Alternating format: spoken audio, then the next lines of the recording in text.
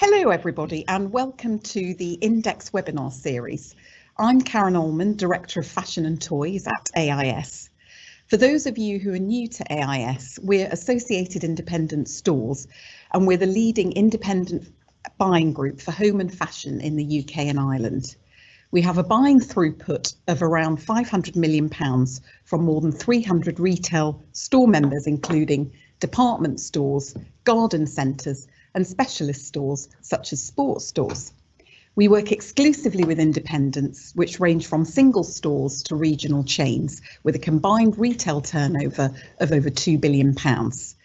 We have around 130 staff in specialist buying and support functions, and we're centrally located in the Midlands at Cranmore Park, where our head office doubles as an impressive conference and exhibition centre, which would normally be buzzing at this time of the year with industry shows.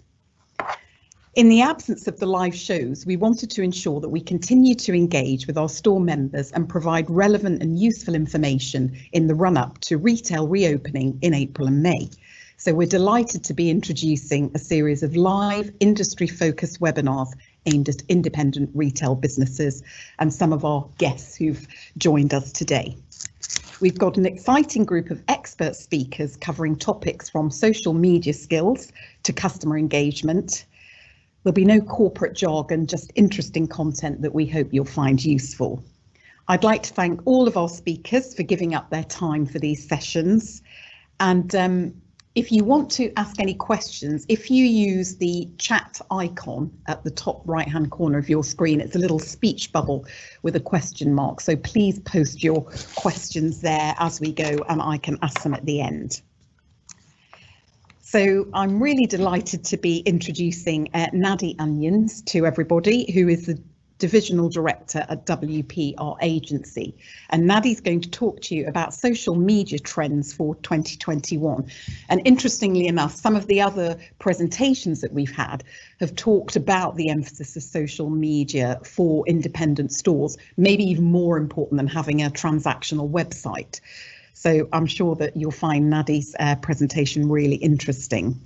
Naddy leads the consumer digital portfolio at WPR, overseeing digital strategy and communications and devising social media strategies that will convert into measurable business impacts. Highly regarded within the industry, she was named Drum's top 30 under 30 women in digital in the UK. Naddy and her team recently won gold awards for best use of digital, best use of social media at the CIPR Awards for their work with Green King. So I'm now going to hand over to Naddy. Thank you very much. Can I just double check that we're live? I don't seem to have a red box. We're live, thumbs up. Okay, thank you very much. So I am just going to share my screen with you, and of course it's not there. Bear with me 1 second. Let's find it. Oh, the wonders of technology. There we go. Okay. So hopefully you can all see that. So thank you for that introduction. Just to, I suppose reintroduce myself. I'm Naddy. I'm the Divisional Director at WPR. We're a communications agency. Content is at the heart of everything we do. And I head up the social media, paid media, and the creative teams at WPR. So everything we do is creating content for brands and businesses that, as was said, creates measurable impacts for you.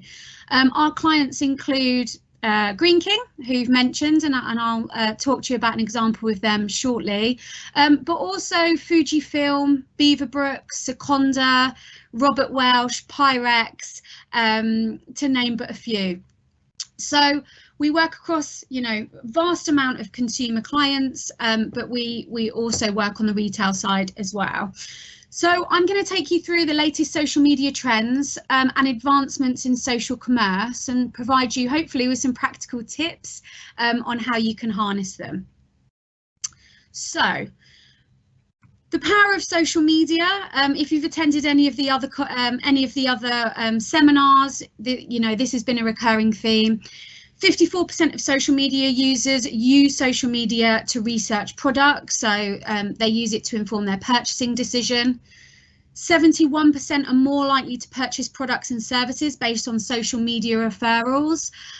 So that's people, sharing information about the product, friends and family sharing pages or commenting on brands' business pages, for example. 29% of social media users are more likely to purchase on the same day of using social media. So what's really interesting here, and I'll talk to you about it a little bit more in the next couple of slides, the customer journey can seem quite long, but social media can absolutely shorten that in terms of purchasing. And 81% of consumers' purchasing choices are influenced by their friends' posts on social media.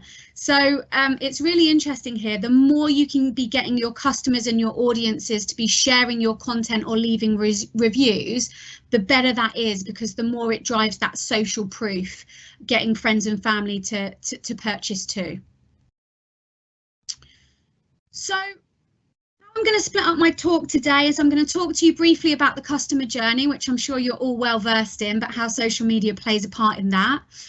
I'm going to talk to you about social commerce. So we've seen some major advancements during the pandemic, and I'm going to talk to you about a few of the biggies there. I'm going to touch on influencer marketing and the importance of that. I'm going to touch on social advertising as well and what that can do for kind of your business impacts and purchasing behaviours. And then I'm going to talk about connecting with your customer on social media and the things you need to be doing to make sure that you're truly connecting with them. And then I'll provide a bit of a summary with one thing from each of these agenda points that you can take away and start doing.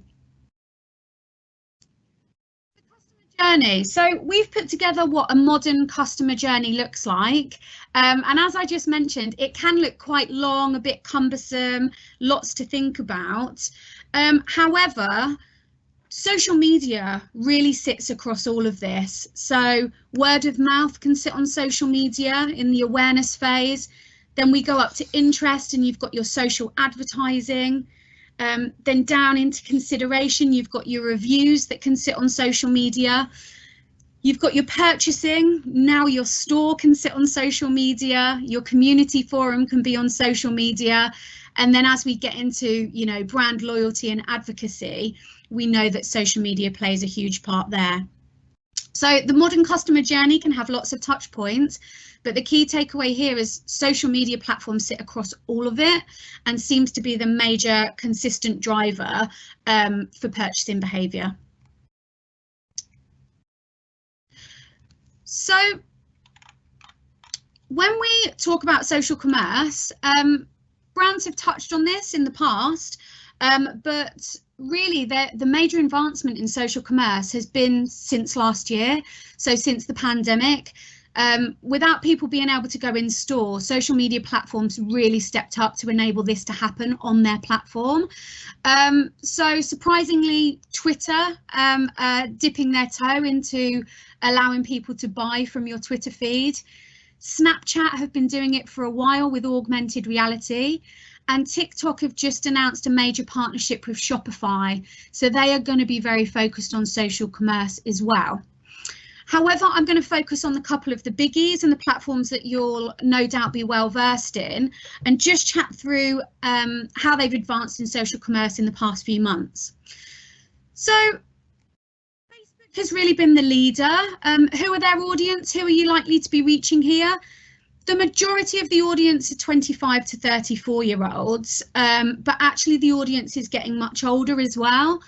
Facebook are starting to see a dip in overall users, but that really is with the younger audience as they begin to flock to other platforms such as TikTok, Snapchat, etc., Instagram even.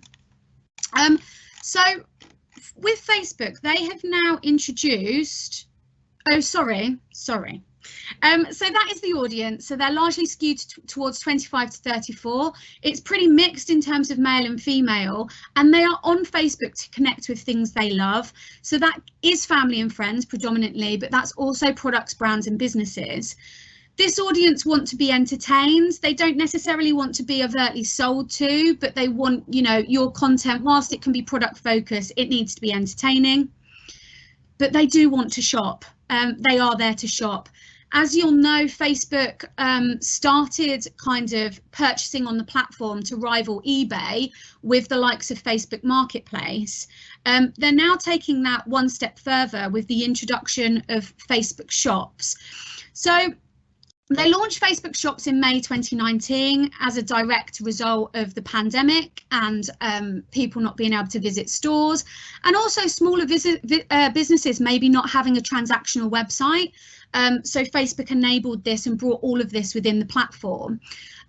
They want to make shopping seamless. They want to empower businesses to connect with their customers, and they want to enable businesses to have a single online store that features all of your products. You can customize the look and feel, and customers, you know, can find your shop through your Facebook page.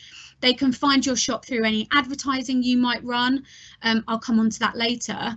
But really, Facebook want to facilitate your customers to browse your products and place orders through the platform. So Facebook Shops is you know, relatively new in terms of advancements, but Facebook are very much focusing on this. I think down the line, Facebook may become a commerce platform in its entirety. So they're really building upon what they can do. And I had an update just yesterday on some of the new shoppable advertising you can do to your customers, but I'll go on to that a little bit later. Interestingly, Instagram is owned by Facebook, so the capabilities with Instagram are very similar. However, the audience isn't. So the audience on Instagram is 25 to 34 is the dominant audience, but then you see that younger audience flocking there. So we've got quite a high number of 18 to 24-year-olds. Instagram is less of an equal mix between male and female audiences. Instagram is largely skewed to female audiences, probably, you know, just over a 60-40 split. Audiences come to Instagram for slightly different things. They come to share and connect with things they love or feel strongly about. They do follow businesses. There's a high percentage of users that follow businesses. I think it's around 79% of Instagram users will follow at least one brand or business. They do come to Instagram to follow an influencer or a celebrity. Instagram is really the home of the influencer. I'll talk about that a little bit later. But again, they come to Instagram to shop. The Instagram user, the purchasing behaviours within Instagram are much higher, largely because influencers are there to kind of recommend and review products, but Instagram make it very easy to shop, and I'll explain why. So as I've said, Facebook own Instagram, so the capabilities are very, very similar, but because Instagram is so visual and it's set up in feeds, it's actually much more seamless than shopping in Facebook, and users are much more used to doing that in this platform. So you can create a customizable storefront.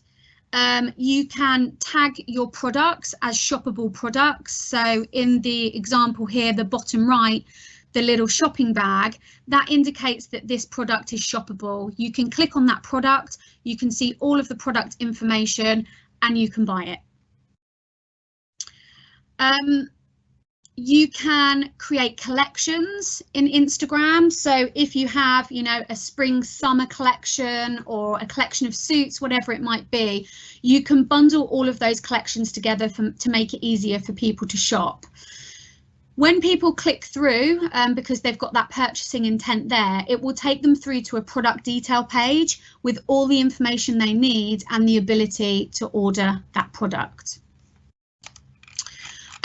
So you can effectively do the same as Facebook, but Instagram shopping users are more well versed in doing this in Instagram, so you do tend to see conversion rates be slightly higher. But Facebook Shops is catching up. It's just not one of the main reasons that consumers use that platform, where we see purchasing behaviour quite rife on Instagram. Click through. Okay. So Pinterest is the other one that I wanted to talk to you about. The Pinterest audience, again, it's probably skewed a little bit higher, so 18 to 24, but then we see a large number of audience that at 35 to 44. Now, what's interesting with Pinterest is Pinterest should have always been a commerce platform, but they're just kind of catching up in terms of enabling capabilities there. And the reason being is audiences come to Pinterest to get inspiration, to collect things that they like. So you can save, you know, all of that home decor inspiration or style and fashion inspiration on Pinterest boards. Consumers come here to keep up with the latest trends, to follow retailers or brands. This is probably one of the largest advancements in the last couple of years, and to shop. So Pinterest, as I said, should have always been a commerce platform because of the way it's set up. You can be inspired by, you know, other people or other brands. You can collect up all of that good inspiration to take you through to purchase. But now they're actually enabling you to shop within the platform. And interestingly, Pinterest has probably got the best capability to do this. So Pinterest will enable you to create catalogues of products. They will enable you to put tags on your products, so tags to buy. They actually offer a merchant solution, so you can become merchant verified. So they will vet you. It's a very straightforward checklist. They will vet you and you can become an approved brand. If you become an approved brand or merchant, you get a shopping tab on your profile, and your shoppable pins will actually display in people's news feeds organically, as opposed to having to pay and put some advertising behind those. You'll also get pin codes, which are very similar to QR codes that we've seen a bit of resurgence in since the pandemic. You can put a pin code on any literature, any point of sale, and when it is scanned, it will take your user through to your Pinterest shop. So, you know, if you don't have a transactional website, or if you need a place to showcase your catalogues or your collections, you can absolutely do that very easily through Pinterest. So Facebook, Instagram and Pinterest are some of the biggies. All of them are really growing their commerce offering now, and have only really been doing that since May. Now, all of them provide different capabilities. As I've said, Facebook and Instagram are very similar, but Pinterest is certainly one to watch because they are very advanced in terms of what you do on that platform. And the intent is there's more intent to buy there. What you will need, and without going into the nitty-gritty of it all, you need data. So you need a catalogue of data, products, etc. to plug into all of these accounts. Where I've done it previously for clients, it's been that they've perhaps had a Shopify website or a Shopify catalogue that plugs into all of this. But should you wish to get more information on that, my details are at the end of the presentation and we can talk about that separately. One of the things I did want to touch on was influencer marketing. And here's an example of some influencer marketing that I ran for my Green King client, which I'll talk to you about in a second. But influencers are effectively social media users with large followings, and therefore they have large influence. They tend to have very loyal audiences that share their interests. So products that they review or talk about will resonate with those audiences because they're very like-minded. Influencers are trusted It's interesting, you know, as you go up the scale in terms of followers, people can get a bit cynical, but influencers have certainly been a marketing staple throughout the pandemic. They've been, you know, going live, talking more about products and getting consumers to purchase online effectively while shops have been closed. Influencer Marketing Hub recently reported that 50% of people that follow an influencer will then make a purchase off the back of a piece of their content. So that's a really high number of people that are influenced to make purchases. Now, there are influencers at scale, so there are macro influencers with the, you know, million plus followers, if you like, that are quite expensive to work with. But actually, as you go down the scale, micro or nano influencers with very local or smaller audiences can be extremely effective for marketing efforts. Purely because smaller audiences relate more to the influencer. They probably live in the same city as them, have the same interests as them, and therefore any reviews or product recommendations really do resonate with them. So you don't need to spend a great deal of money on influencer marketing. You can do it on a very small scale and still be extremely effective. A big stat, 84% of influencers say, 84% of consumers say that influencers influence how they spend their money. That's absolutely huge, and I certainly know that I've been influenced by some skincare or a nice outfit more than a couple of times. So one of the examples I wanted to show you was a summer campaign we ran for one of the Green King brands I worked on called Farmhouse Inns. And the reason I wanted to show this to you is because this was an influencer campaign that was specifically to drive footfall to Farmhouse Inns pubs for families over the summer period. So effectively, we were positioning Farmhouse Inns as a summer pit stop. So you could come for your breakfast before your day out. You could come and collect a takeaway lunch to take on your day out, wherever that might be. But then you could also end your day out with family at Farmhouse Inns. So we worked with a number of influencers on a medium scale. These guys had sort of 25 to 50,000 followers. And we tasked them with, on your day out, you know, we'll give you a family gift card to come and enjoy a meal at Farmhouse Inns. So, you know, there's no transactional website for Farmhouse Inns. It's all about footfall. It's all about visits to pub. We probably spent, I mean, under £3,000, absolute maximum. And we worked with the influencers to do an Instagram post, a blog, some Instagram stories, and some of them also posted on Facebook as well. But we really see the success of influencers on Instagram. Now, this whole campaign had many other components, but it was the influencer component that really worked for us. We saw an uplift in footfall during the summer holidays, so an uplift in footfall for families. So we were getting sort of 4 to 8 guests in at a time.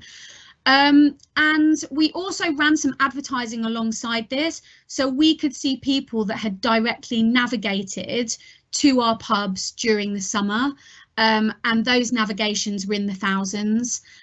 So the Instagram marketing campaign really kind of plugged a gap in talking to consumers that we perhaps wouldn't have reached, that trust these people and will be inspired to follow them and take up an action. So yeah, influencer marketing doesn't have to be expensive. It can be extremely effective, provided you choose the right influencer and you work with them and collaborate with them to get the best content you possibly can. So the next thing that I want to talk to you about is social advertising. So, you know, you might have a Facebook page or an Instagram page. You know, your next step might be to set it up as a shop. or you might want to test some social advertising, for example, to reach more customers. So I'm going to talk you through on the different platforms what sort of advertising there is. Now, there is huge amounts of advertising that you can do, and huge amounts of objectives that you can reach. But on Facebook, there's an example. The first example here is of a shoppable ad. So you can run advertising to, you know, a very specific or a very broad audience, you know, based on your targeting potential, and you can effectively serve them with an ad that they can shop directly from. You can also retarget your customers based on shopping engagements. So they may have engaged with your ad, they may have clicked through, they may have something sat in their basket, for example. You can serve them with shoppable ads, and then you can retarget those audiences based on a shopping action that they may have taken. You can, if you have multiple shops, you can set up something called location structure in Facebook, and you can serve ads at a very local level to multiple audiences.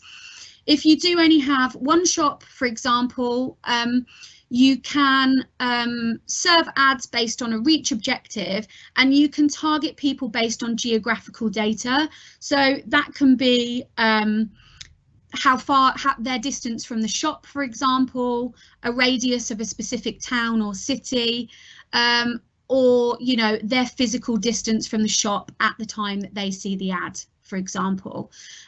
So you can certainly serve them shoppable ads, but you can also serve them kind of awareness ads, a bit more about your brand, to get them excited. There are so many objectives you can run on Facebook, and if anyone wants a separate chat about paid social, then absolutely you can get in touch with me. Instagram, as I've said previously, because they're owned by Facebook, they're set up in a very similar same way. You use the same ad platform to advertise on Facebook as you do to Instagram. Same as Facebook, you can create ads with product tags. These can be in the Instagram feed, they can be single images, you can do them as a carousel of products, or you can do them as a video. Product tags can be dropped into all of the different formats. Again, you can create custom audiences based on their shopping engagements. So they might have saved your ad or saved a product, for example, and you can kind of re-engage them with advertising based on the action they've taken. You can also, on Facebook and Instagram, you can also target to lookalike audiences. So Facebook and Instagram will find audiences or customers that have very similar interests to your existing customers. So you're always kind of topping up that funnel of new customers based on their interests. And Pinterest, which you can see on the bottom right, as I've said, you know, Pinterest advertising and Pinterest as a commerce platform is quite advanced. You can, you know, tag all of your products and run advertising that way. You can create collection ads, so collections of products, for example, a collection of dresses or suits or whatever it might be. You can do video ads, you can do carousels of products, you can do trend-based ads, for example, so spring colours, capsule wardrobes, you know, top kids wear, whatever it might be. Pinterest allows you to do it. It's a very simple ad platform to use, but it's very advanced, and it does it's very effective, and it does create big impacts. So I've very much focused on social advertising that is shoppable. However, you know, you can do ads to reach new audiences, you can do ads to drive engagement, you can do retargeting ads based off actions people may have taken on your website. The social media paid world is quite vast, and there's lots of actions you can take. So as I've said, if you're interested in that and you do want another chat on it, by all means you can get in touch.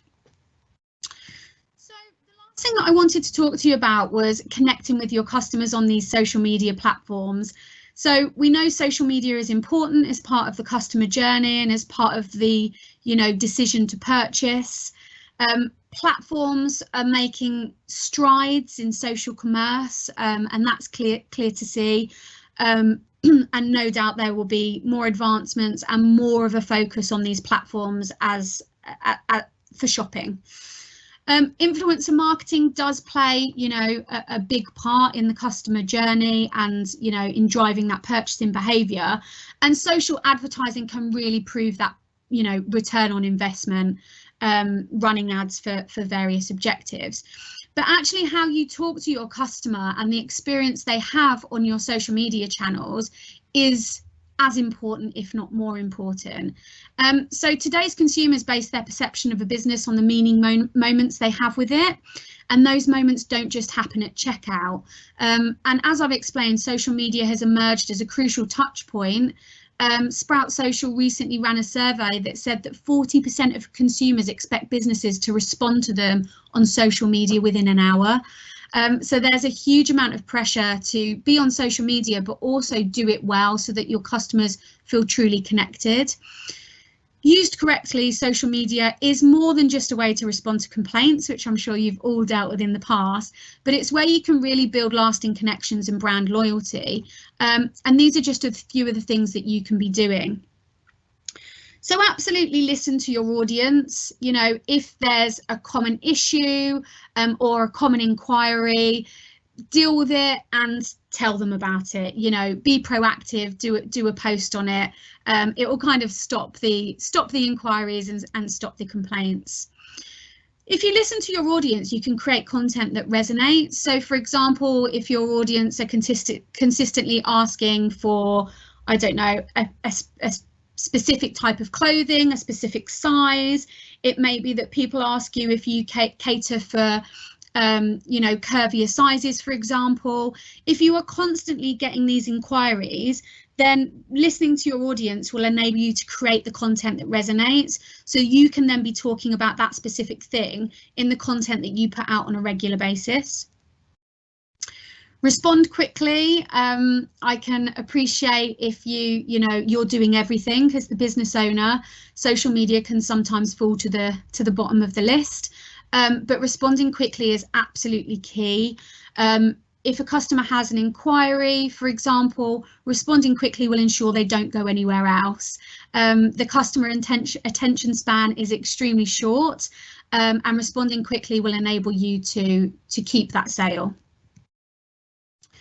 Personalised conversations as well. No one wants to talk to a robot.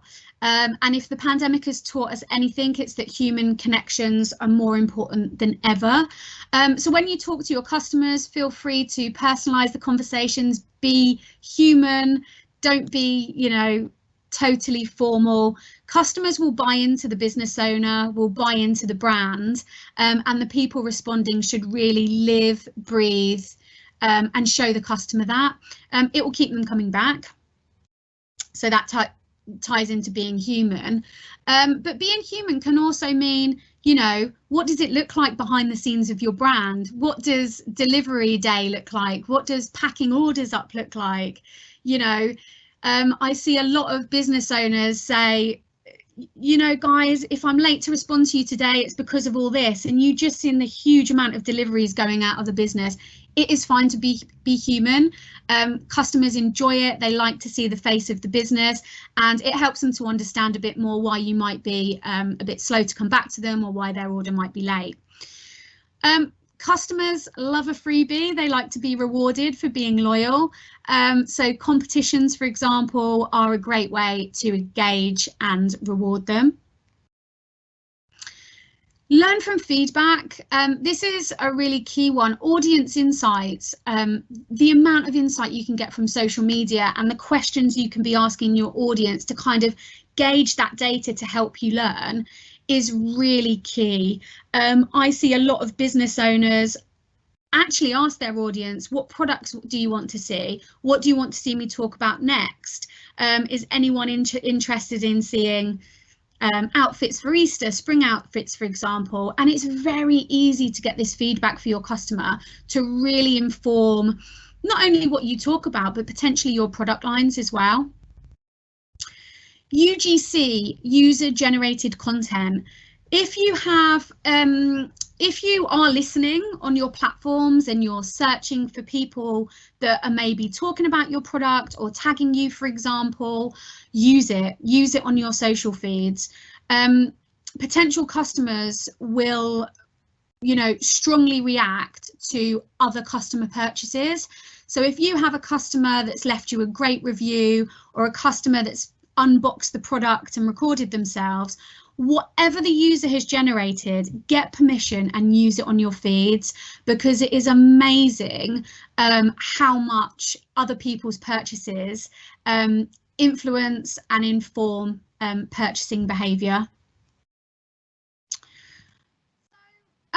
There's kind of a lot in customer connection. It's, you know, social media will be rewarding the more time you put into it, and, you know, I can appreciate that it is time consuming, but it's a great way to connect with your customer, and it's a great way to gauge those audience insights and learn from them.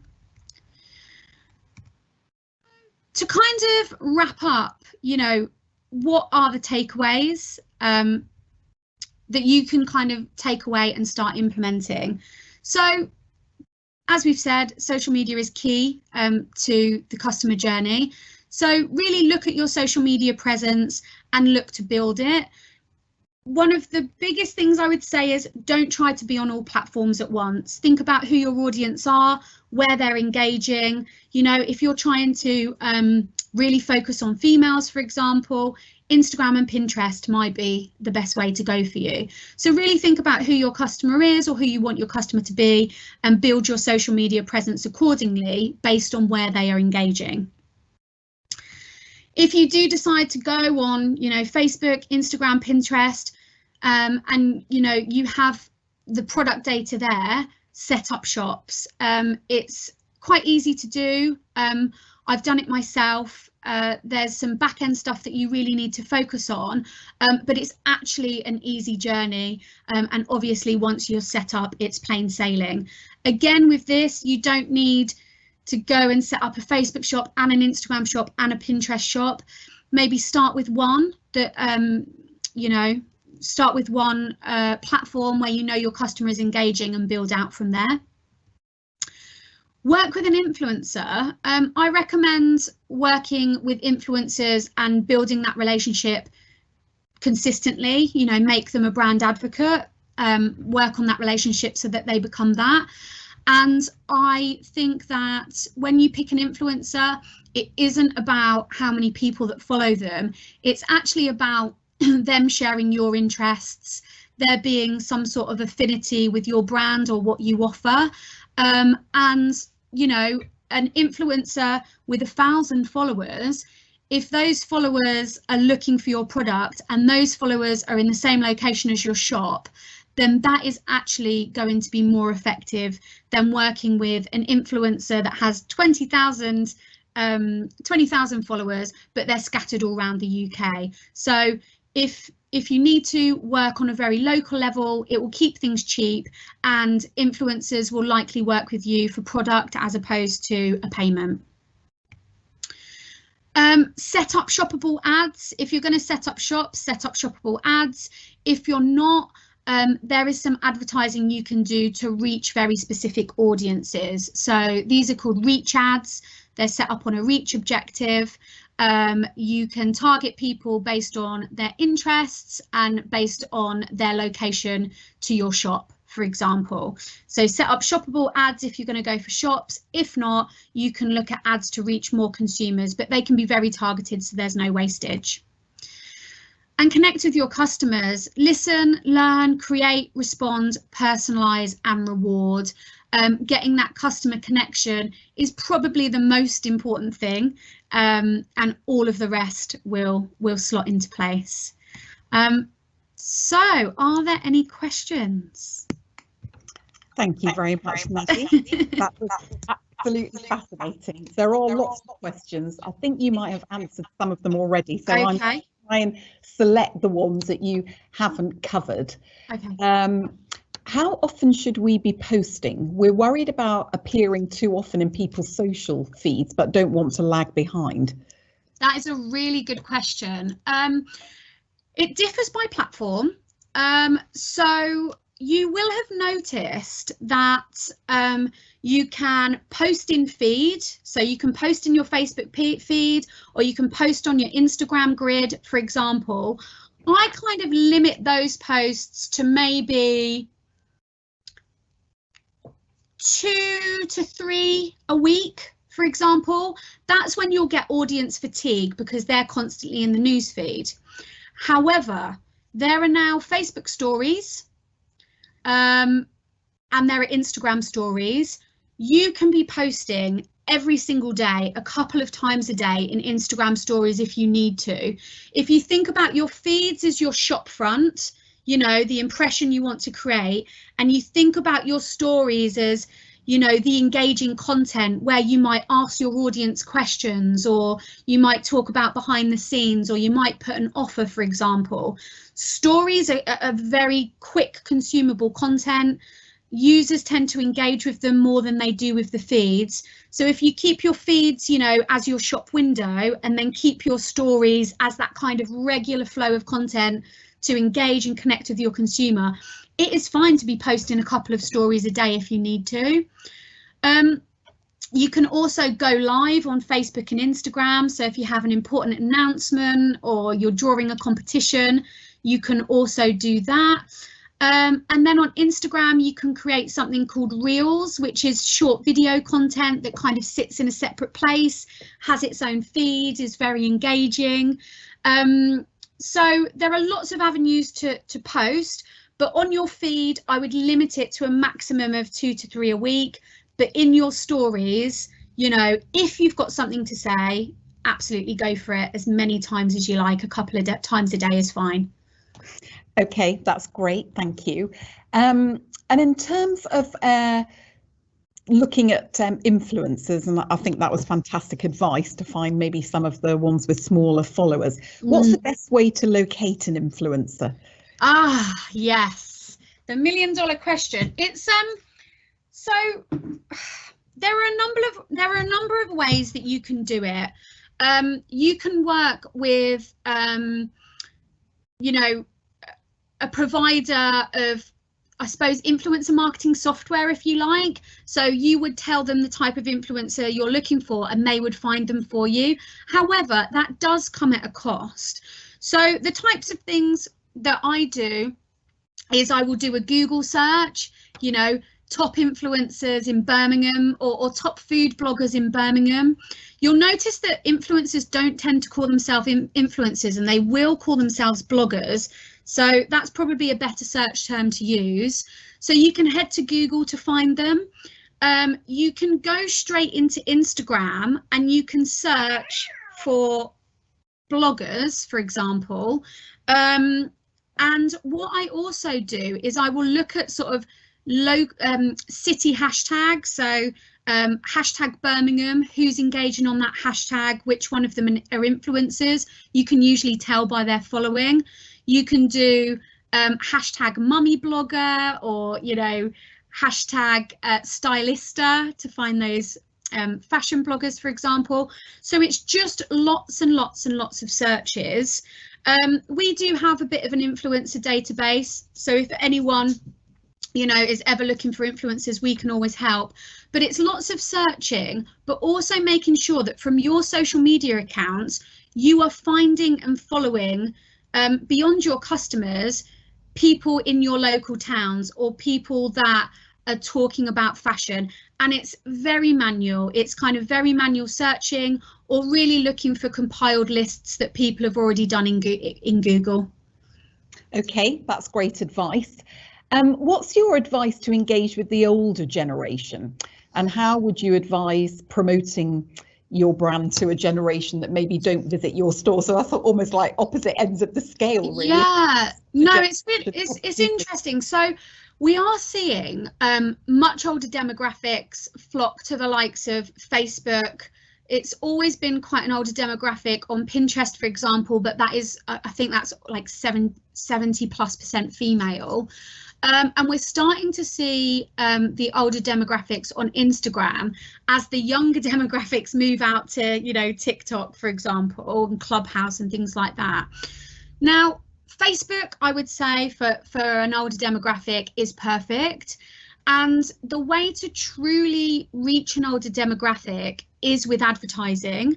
Advertising doesn't have to be expensive. You know, you can do it for tens of pounds, but obviously the more you spend, the better your results will be. And with advertising, you can specifically target, you know, I want to reach 50 plus females or 50 plus males or 60 plus or whatever. And Facebook will show you how many people that will reach. Because Facebook own Instagram, when you set up ads, you can also let them automatically place your ads on either Instagram or Facebook, provided they reach that specific demographic. So I think with all platforms, you know, we know the majority demographics that use them. We know that older audiences will probably become dominant on the likes of Facebook in the not too distant future. But the only way to guarantee that your content is going to be seen by a specific age demographic or, you know, a person in a certain town or city is by doing advertising. You won't be able to guarantee any of that with organic content. Okay, that's really useful advice. And could you just give us an idea of the cost of maybe that sort of advertising, and also the cost of having a Facebook or Instagram shop? Yeah, so cost of advertising, Facebook is great at letting you put a kind of total budget in. So you know, I've run advertising campaigns for clients that have £50, for example, and it will return results for them. And how many people you can reach for that £50 is very dependent on the targeting that you want to do. If you want to be very, very niche, I only want to talk to 30-year-old females in Birmingham, it's probably going to cost you a bit more money because they have to really find these people. If you're happy to be a bit more broad, so I want to talk to 25 to 34-year-olds in a 25-mile radius of Edgbaston, that can be cheaper. However, with all of the advertising, you are in control of your budgets. If you have £20, £50, £100, £1,000, Facebook will show you how many people you're likely to reach and convert, but you are in complete control of budgets. With Facebook and Instagram shops, it's time and it's expertise. So you need to have data catalogs. So I've previously done it via Shopify. So I've had a Shopify site, and Shopify is a partner of Facebook, Instagram, Pinterest. They have other partners too. So it depends how your website's built or if you've got a website, but there's kind of a monthly cost for Shopify. If I remember rightly, it's quite low, about £25, £30, I want to say. But to actually set your shops up in Facebook and Instagram, it's time intensive, but there's no cost attached to that. It's just making that your website, making sure that your website is on a platform that's approved by Facebook and Instagram, so that you can pull that data in. So the only cost will really be, if you're doing it yourself, the only cost will really be maybe getting your products on Shopify, for example, and that carries a low monthly hosting cost. You can pay people to set up your Instagram and Facebook shops. I'm not sure what people would charge, but yeah, the only absolute cost will be that hosting cost for the likes of Shopify, for example. Okay, that's really interesting. And then finally, last question, because we've run over, but it's so fascinating. Sorry. No, it's absolutely fine. Should we choose a Facebook or Instagram shop over a transactional website? Oh. Well, at the moment, I'm pretty sure you can check out in Instagram, but I don't think you can check out in Facebook. I think that's actually only US only. So I think they really should work together. I think they should work together. I don't think it's an either or situation. I think it's kind of both. but depending where it's all about where you want to spend your time. As we know, social media users are absolutely ready to purchase in social media. It makes it a seamless journey for them. It's kind of that one click to purchase, if you like, but you will need your products and your product catalog somewhere. So on a very basic Shopify site, for example, which obviously can be transactional. So, you know, I think they probably should work hand in hand. You know, your website has huge SEO benefits for people finding your product. I think the transactional website and the social media shops are part of the same journey, but probably need to both be there. Okay, that's great. So thank you very much. We're going to close the session here. That was absolutely fascinating, as I've said before. No problem. And, thanks very much for that, and thank you to everybody who attended. Thank you. Bye.